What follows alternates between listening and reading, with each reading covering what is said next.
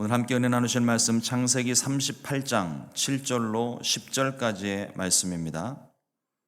창세기 38장 7절에서 10절까지의 말씀 우리 같이 한 목소리로 합독하시겠습니다.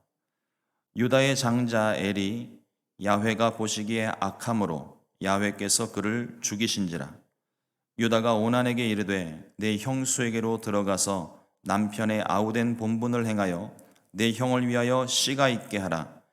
오난이 그 씨가 자기 것이 되지 않을 줄을 알므로 형수에게 들어갔을 때에 그의 형에게 씨를 주지 아니하려고 땅에 설정하매 그 일이 야훼가 보시기에 악함으로 야훼께서 그도 죽이시니.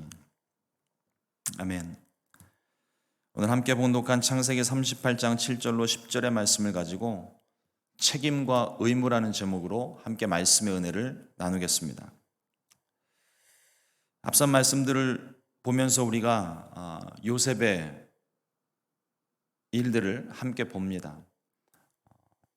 야곱이 요셉을 특별히 사랑하여서 채색 옷을 입히고 또 다른 형제들보다 더 사랑하고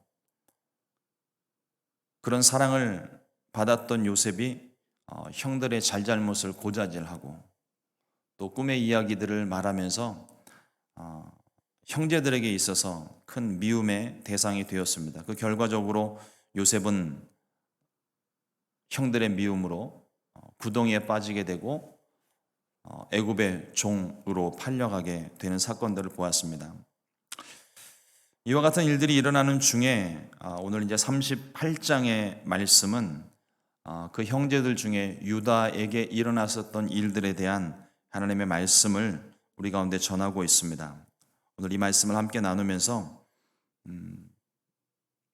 말씀 속에 우리에게 주시는 하나님의 교훈들을 함께 생각해 보는 시간 갖기를 원합니다. 첫 번째로 유다에 있어야 할 자리가 있습니다. 무슨 이유인지는 잘 모르겠지만 38장을 시작하면서 유다는 형제들로부터 떠나 가나안 땅에 들어갔습니다.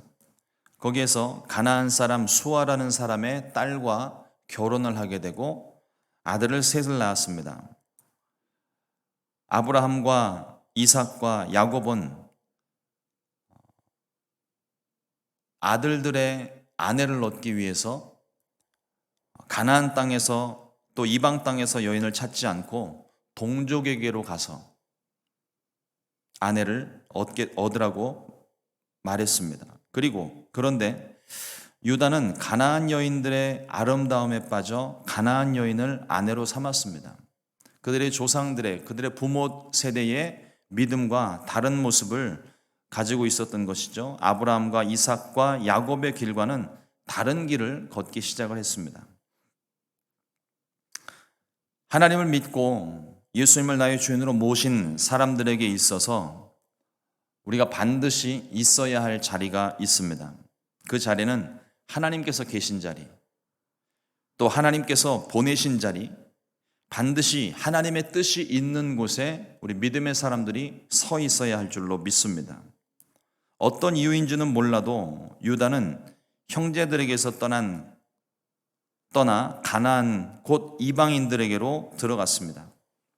37장에서 요셉을 구덩이에 던져놓고 애굽의 종으로 팔아버렸던 그 과정 속에 유다가 르우벤과 같이 요셉을 죽이지는 말자, 우리의 형제요 또 혈육이 아니냐 그러면서 다른 형제들을 설득했던 모습을 봅니다. 그런 과정 속에서 유다가 어쩌면 형제들이 요셉을 죽이려는 생각을 할 때 옳지 않다, 그렇게 마음 가운데 생각을 한 것으로 보입니다. 죽이기보다는 차라리 종으로 파는 것이 목숨을 건지는 일이라 생각했는지 모릅니다. 무엇이 되었든 요셉을 그의 동생을 죽이는 일이 되었든 애굽의 종으로 파는 일이 되었든 무엇이 되었든 간에 유다의 마음이 편치 않았던 것 같습니다. 형제를 종으로 팔아버린 그 마음이 편할 수가 없겠죠. 아마도 그런 죄책감 때문일까요? 아니면 형제들과 함께 있으면서 악한 일을 생각하는 그 일에 대한 괴로움 때문이었을까요? 아마 그런 이유들로 형제들을 떠난 게 아닌가 생각이 됩니다. 어쨌든 유다는 자신의 형제들을 떠났고 가나안 땅으로 들어가서 가나안 여인을 아내로 삼았습니다. 그 가나안 여인들을 보고 아내로 취하였다, 이렇게 성경은 기록을 하고 있는데, 여기 보고 취하였다는 그 원어적인 의미를 보면 에덴 동산에서 하와가 선악을 알게 하는 나무의 실과를 보고 먹은 것과 같은 단어를 사용하고 있습니다. 그 의미 자체가 보암직도 하고 먹음직도 하고 탐스럽기까지 한 그 열매를 보고 마음이 빼앗기고, 하나님의 말씀이 그 열매를 허락하지 않았음에도 불구하고 그 열매를 먹게 되었죠. 자신의 것으로 취하게 되었습니다. 하나님이 정하신 곳에 머물면, 정하지 않은 곳에 머물면 우리는 죄의 유혹을 받기 마련입니다. 눈에 보이는 것, 손에 잡히는 것에 유혹되고 결국은 내가 서지 말아야 할 곳에 서게 되고 하지 말아야 될 행동을 하게 됩니다. 그것이 죄입니다. 하나님께서 서라 하신 곳에 서지 않는 것, 하나님께서 서지 말라 하신 곳에 서는 것,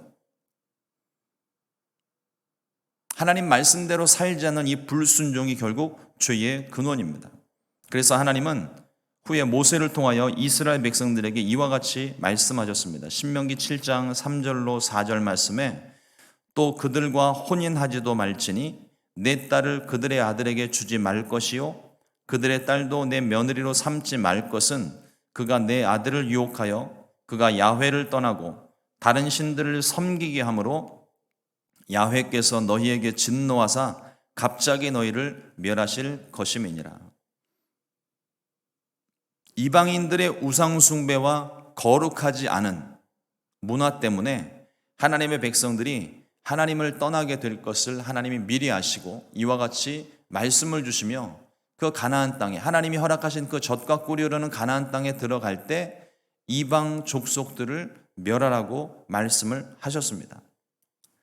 때때로 우리는 열려지는 환경, 내가 무엇인가를 간절히 바라고 구하는데 그것이 이루어지지 않는 환경 속에 있다가 어느 순간 갑자기 나에게 내가 원하는 것을 얻을 수 있을 만한 그런 환경으로 갑자기 열리게 되는 때를 만나는데, 갑자기 열려지는 그런 환경들을 하나님의 인도하심이라 착각하는 경우가 있습니다.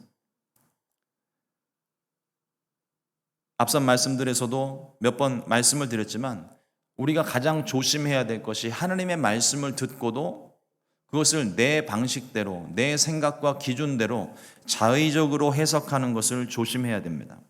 내게 유리하게 적용하지 절대로 불리하게 해석하지 않습니다. 내가 목표하고 원하는 것을 이루기 위해서 어찌하든지 그것을 내 입장에서 그것을 하나님의 말씀 지키는 것처럼 하나의 명분을 삼고 그 말씀대로 사는 것처럼 자꾸만 해석을 하려고 합니다. 그럴 때마다 우리가 주의할 것은 반드시 기도하고 하나님의 뜻을 구하고 하나님의 인도하심을 받아야만 합니다.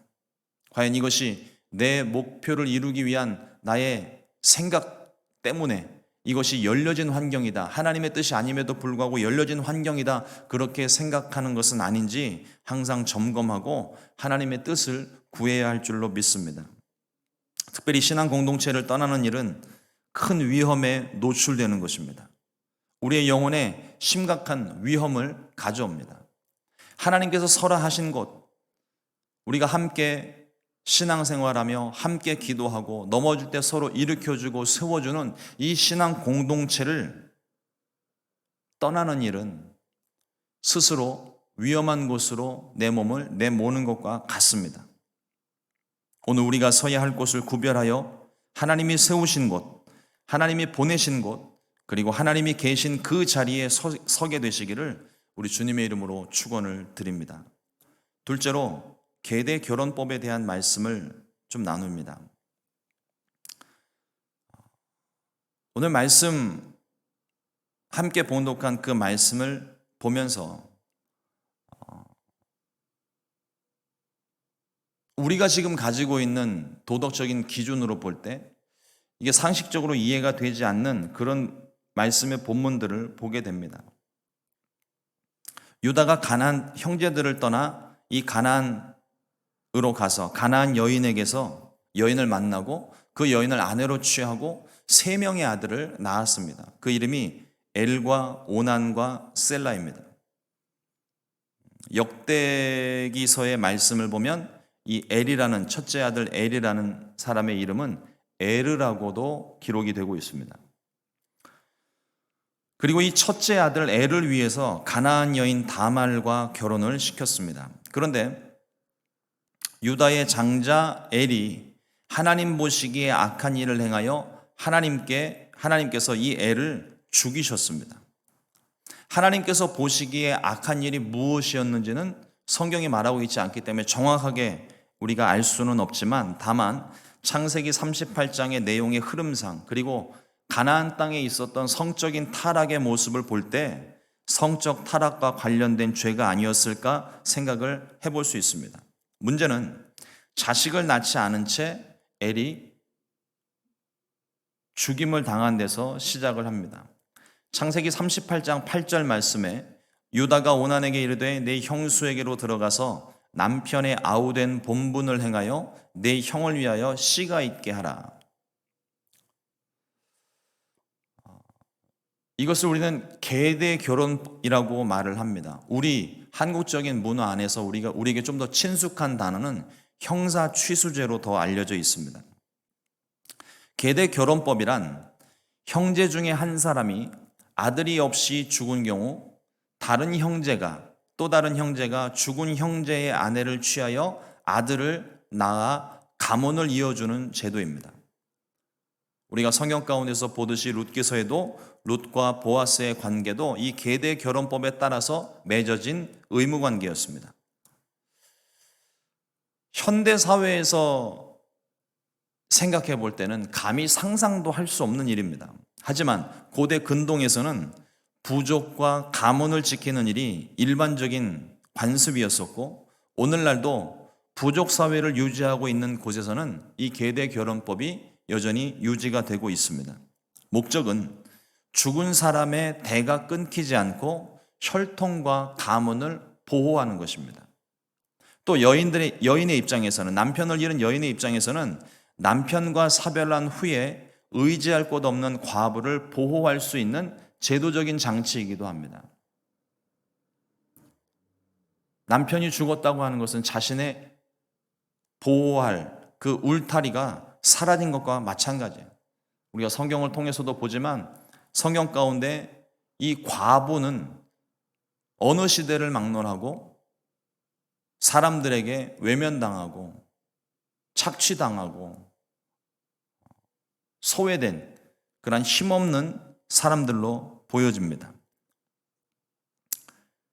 그렇기 때문에 이 여인을 보호하는 차원에서 계대 결혼법을 적용하고 남편은 비록 죽었지만 그의 어떤 재산과 또 그에게서 자식을 낳아줌으로 가문을 이어가고 또 그에게 의지할 수 있는 가족을 구성시켜 준다는 차원에서 이 계대 결혼법이 유지가 되고 있었습니다. 만일 경우 이 계대 결혼법에 따르지 않는 경우, 예를 들자면 만일 동생이 그 형수를 취하여 아내를 삼고 자식을 낳아 주어야 되는데 그것을 동생이 원하지 않을 경우, 그런 경우는 이 여인이 신을 벗기고 침을 뱉으며 형제의 집 세우기를 즐겨 아니하는 자라고 부르면서 그 사람에게 수모를 안겨주는 것입니다. 유다의 첫째 아들 엘이 자식이 없이 죽었기 때문에 유다는 둘째 아들 오난에게 형을 위해서 형수에게 들어가 자녀를 낳아 주라고 이야기합니다.